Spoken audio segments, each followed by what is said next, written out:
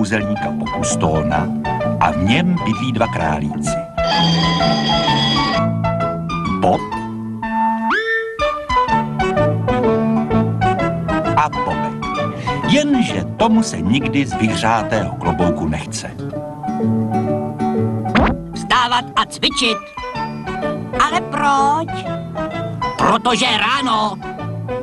Jenže já mám ještě noc.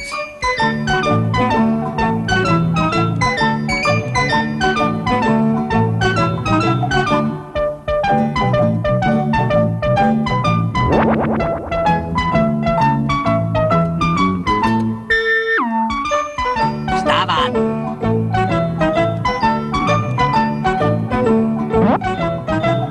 Jo, komu se nelení, tomu se zelení. Ale já mám hlad. Bez práce nejsou koláče. Podívej, Bobku, přijmeme pokusné králíky k pokusům. Ubytování a strava zdarma. Na co čekáš? Do rachoty z vesela.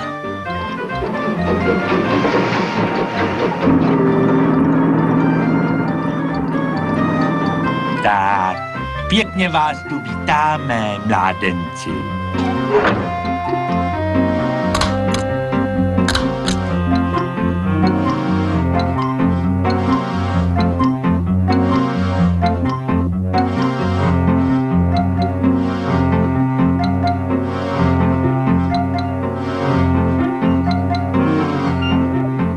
No, tak to ubytování zdarma bychom měli.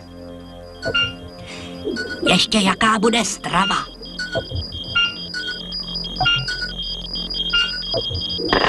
No, to bude zázrak, pane kolego, to bude zázrak.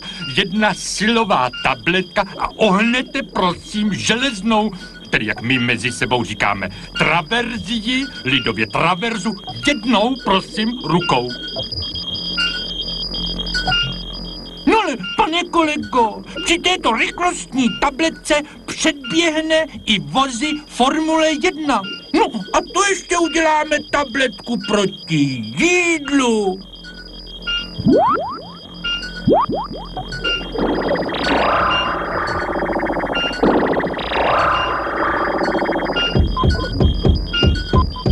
No ale napřed, páni kolegové, zkusíme, jak dlouho vydrží naši králíci nejíst.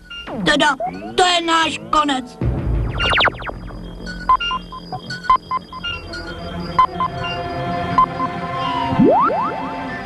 Bobe, já už to nevydržím.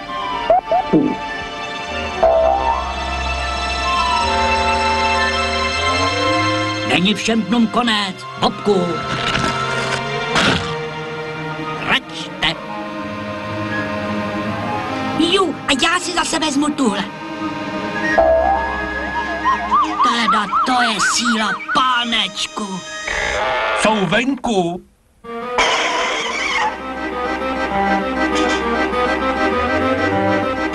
No to je, prosím, za nimi stíhat. Prosím, stíhat.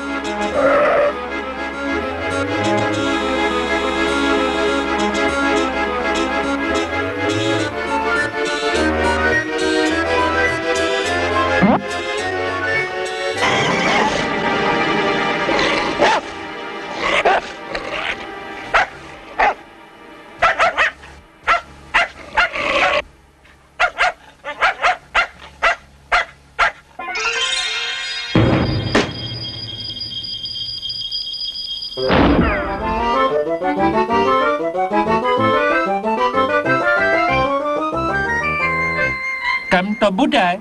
Domů. No to máme 18:60.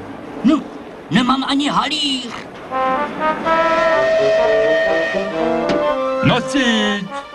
Kde je nosič? Tady, pane.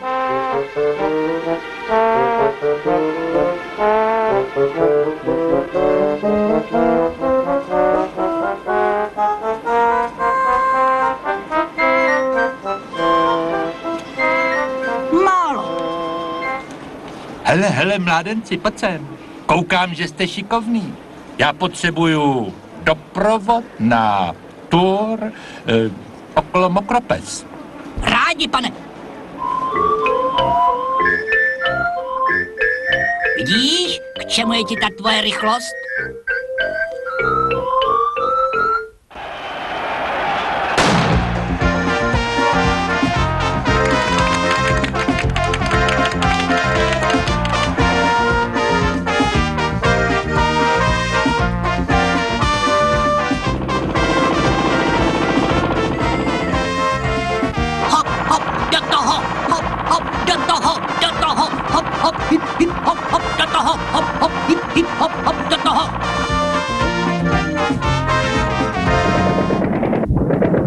Popku, došel benzín. No a co když píchne? Musím za ním.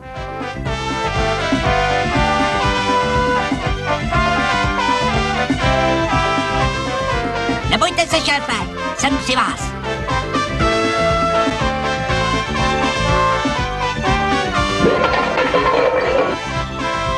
To nic, šéfe. Jen do toho.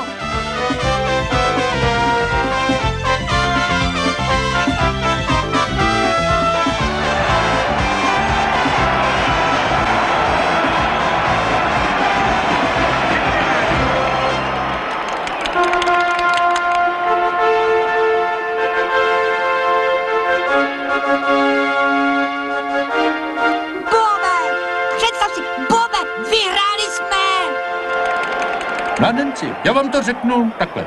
Jestli chcete, můžete jezdit se mnou. Vy, a to já vidím, nejste obyčejní králíci. Kdepak, pane, než dopovaný králíci, to radši budeme obyčejní.